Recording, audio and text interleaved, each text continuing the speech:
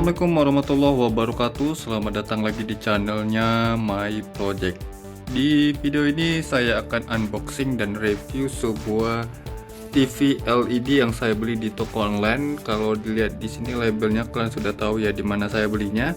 Buat kalian yang ingin tahu di mana link pembelian TV LED ini, saya sudah sertakan untuk link pembeliannya di deskripsi video ini. Tapi saya bukan penjualnya, saya juga membeli di toko online. Di sini TV-nya sudah datang, belum saya buka ya, atau ini masih terplastik bubble wrap. Kemudian di sini ada 2020 new 19 inci Animax. Di sini TV LED-nya ukuran layar 19 inci dengan merek Animax. Oke. Definisi tinggi 720p, digunakan sebagai TV atau monitor komputer. Ini yang sangat saya ragukan pada saat saya terima paket ini. Pembungkusannya hanya dilengkapi dengan bubble wrap saja, tidak dilengkapi dengan kardus tambahan ataupun packing kayu. Tapi ya tidak apa-apa, asalkan ini barang atau pesanan saya tidak terjadi apa-apa di dalamnya. Nanti coba kita lihat. Ini saya lepas dulu dan saya unboxing dulu.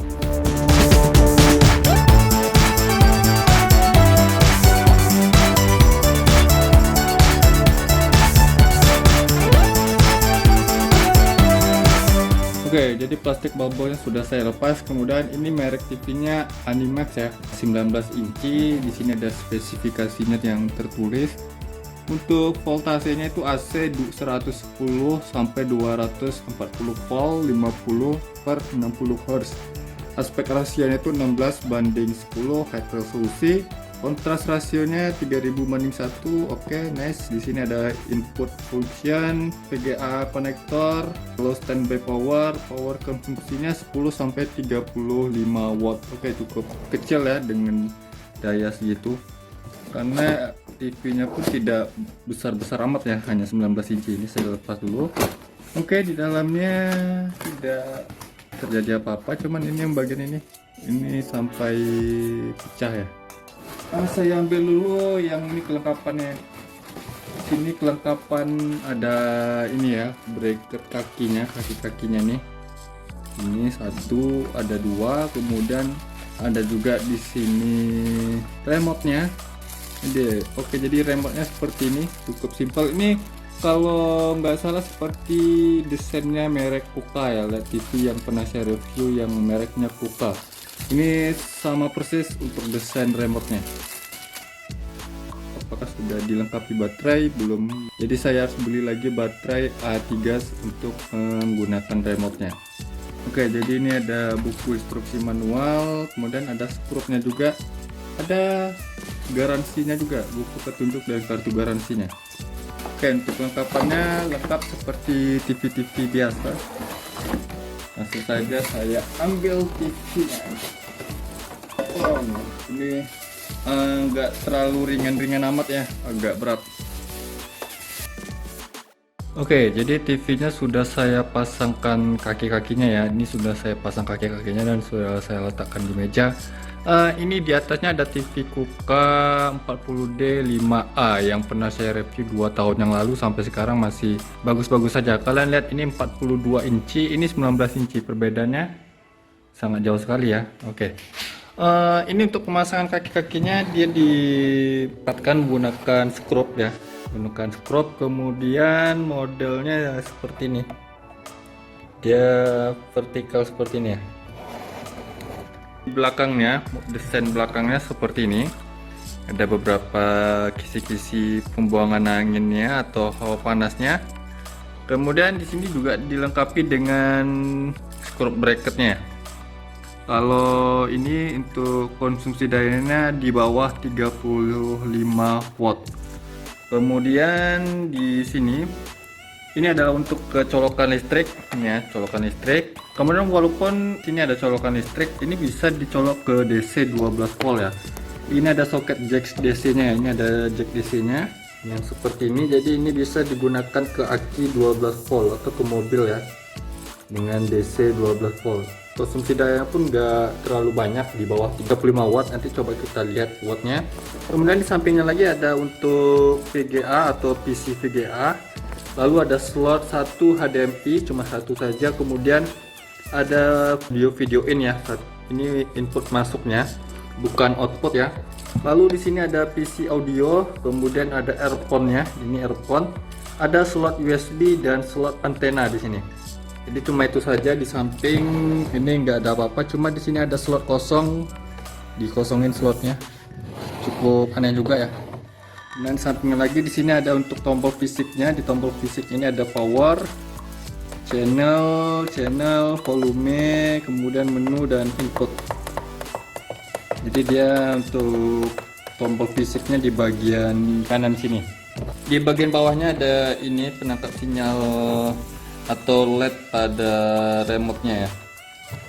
Oke, cuma itu saja bagian atas. Dan untuk ketipisan atau ketebalan LED ini cukup tebal ya, cukup tebal menurut saya nih, tapi masih tergolong tipis juga nih sebenarnya.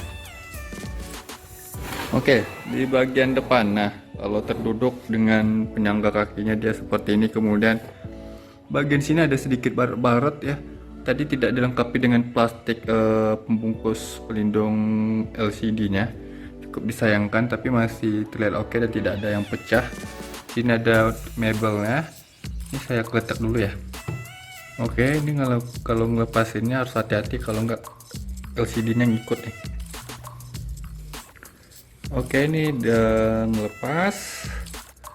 Nih dibuang saja, nggak fungsi. Ini ada remote-nya, tadi sudah saya tambahkan baterai A3 ya. Jadi untuk baterai remote-nya itu terpisah, jadi saya beli lagi baterai remote-nya yang A3. Kemudian di sini ada buku petunjuknya yang seperti ini ya, lengkap ya. Nah, ini ada petunjuk inputnya, kemudian tombol fisiknya, juga remote-nya dan menu-menunya.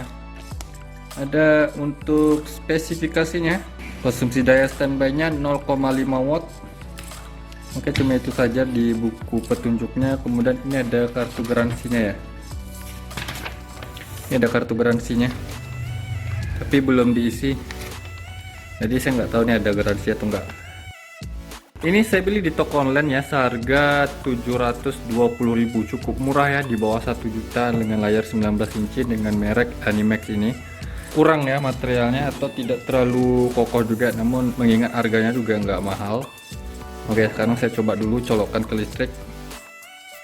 Oke, itu sudah saya colok ke listrik, kemudian saya nyalakan melalui remote, dia berfungsi. Kemudian ini sudah saya atur ya untuk apa namanya tuh, saluran televisinya, tapi saya belum colokkan antena. Saya colokkan dulu antenanya. Oke, jadi itu antenanya sudah saya colok, dan untuk hasil gambarnya seperti ini.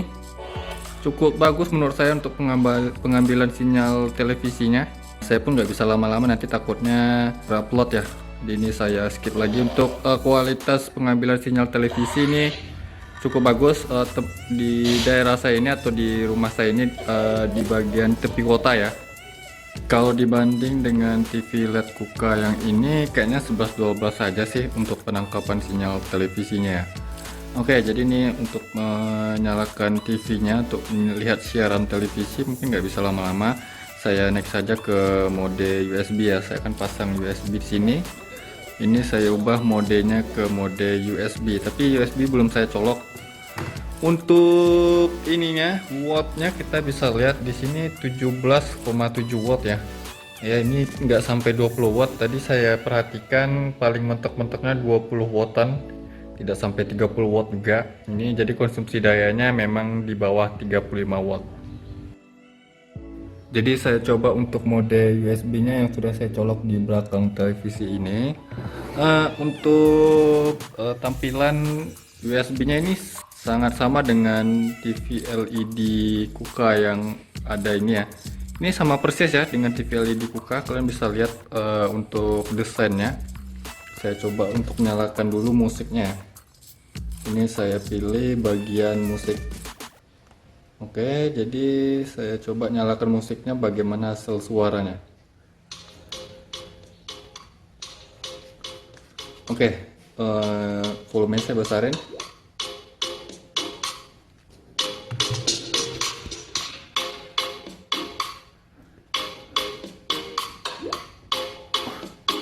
speakernya ada di bagian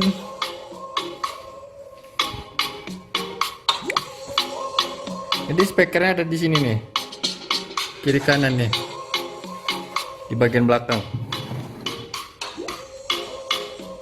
Nggak terlalu bagus-bagus amat, cukup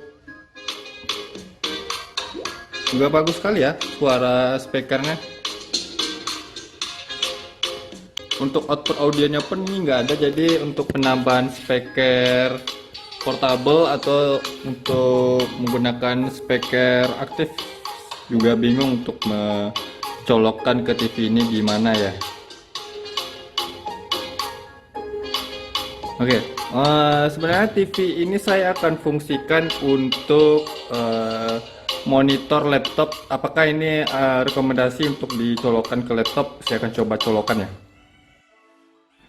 Oke, jadi TV-nya sudah saya fungsikan sebagai monitor. Karena CPU ini dia bisa Full HD ya, sebenarnya dia menggunakan grafik Nvidia ya. Jadi untuk resolusinya saya pakai yang HD atau enggak Full HD ya.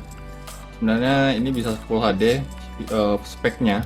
Cuman karena TV ini nggak bisa ya, monitor ini nggak bisa. Di sini saya coba. Kalau di setting ke Full HD bisa, cuman gambarnya itu pecah. Kalau seperti ini di 720p kalau nggak salah, 72p ya.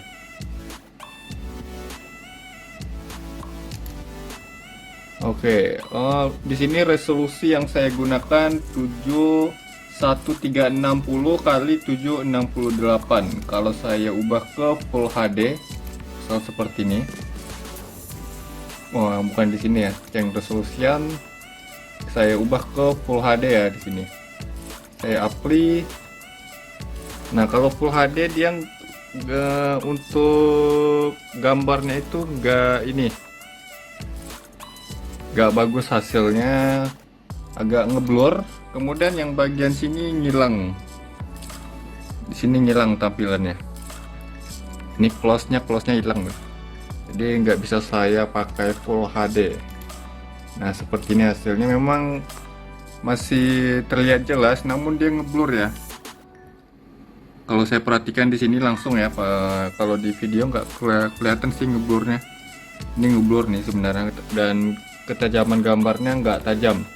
Kecuali kalau misalnya saya ubah lagi, misalnya gunakan yang ini ya. Saya coba agak kurangi resolusinya. Nah, kalau saya kurangi dia gini nih. Kalian lihat, walaupun saya sudah setting di remote-nya atau di settingan televisinya juga nggak bagus, dan sudah saya coba hasilnya itu bagusnya di 1360 kali 768. Oke, ini sudah coba, kemudian ini baru gambarnya terlihat jelas, tajam, dan gak ngeblur sama sekali.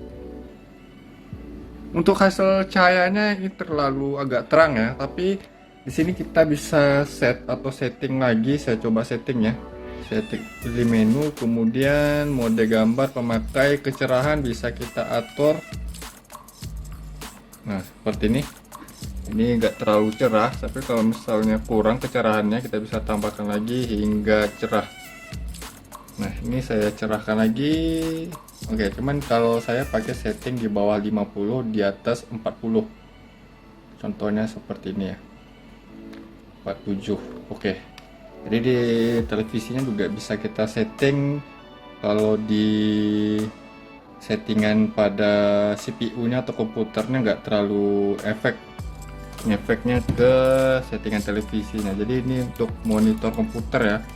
Sebenarnya saya sudah gunain ini selama 2 harian, baru saya lanjut lagi reviewnya. Saya gunain dulu dan hasilnya benar-benar bagus untuk monitor komputer yang seharga di bawah 1 jutaan atau 700 ribuan lah. Memang nggak Full HD, kemudian layarnya masih LCD ya, bukan IPS juga, masih LCD. Apalagi ya teknologi baru sekarang seperti OLED enggak ya.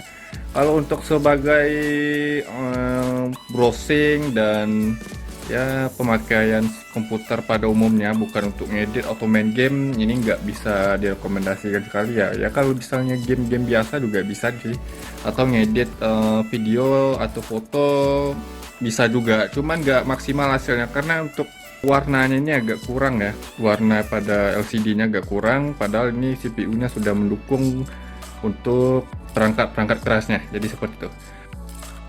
Nah, di bagian belakang tadi saya lupa jelaskan. Sebenarnya dia ada output audionya yang di bagian ini earphone menggunakan jack ya.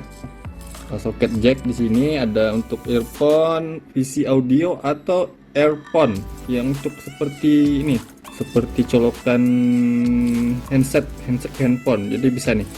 Untuk output audionya juga bisa kita gunakan, tapi nggak RCA yang seperti ini. Ini hanya inputnya.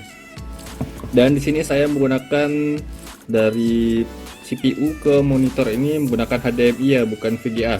Lalu kalau misalnya ini dicolok ke 12 volt pakai adaptor ya, di sini adaptor 12 volt atau bisa ke aki langsung. Tapi colokannya menggunakan colokan jack DC ya di sini.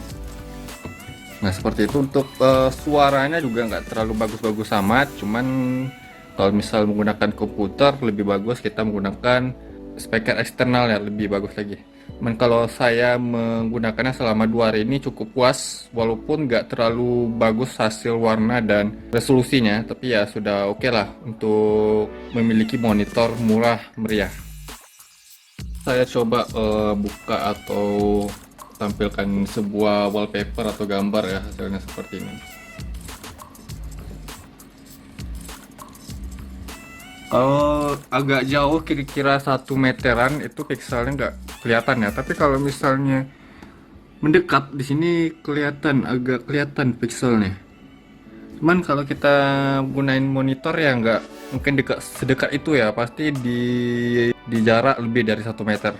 Nah, untuk hasil penampilan gambarnya cukup lumayan ya, cukup bagus lah. Nah, kalian bisa lihat ya, oke dan murah meriah.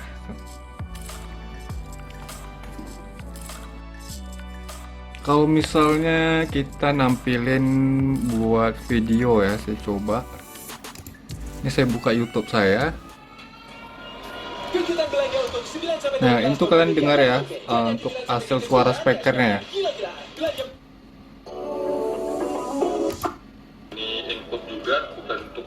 Oke, ini video saya sebelumnya ya. Untuk hasil suaranya ini saya gunain speaker TV-nya langsung ya. Yang speakernya ada di belakang sini. Kalau untuk hasil gambarnya, gambar video seperti ini saya coba masukkan ke Full HD. Kita hanya membutuhkan audio outnya saja ya. Oke, cukup bagus hasilnya, cuman warnanya saja sih yang kurang real menurut saya. Kalau resolusinya sudah cukup lah untuk sebuah monitor yang pakai HD ya. Caranya untuk menyambungkan speaker aktif ini ke televisi ini untuk menggunakan mini audio video outnya ini. Untuk frame rate-nya juga nggak jelek-jelek amat, dia 50 sampai 60 Hz. Seperti itu saja video saya kali ini, semoga bermanfaat buat kalian. Jangan lupa yang belum subscribe channelnya My Project, saya mohon untuk subscribe channel ini agar saya bisa terus memberikan tips, trik, info dan tutorialnya kepada sobat ya. Dan jangan lupa untuk like kan video ini, komentar di bawah apabila ada pertanyaannya. Sampai jumpa di video berikutnya. See you next time.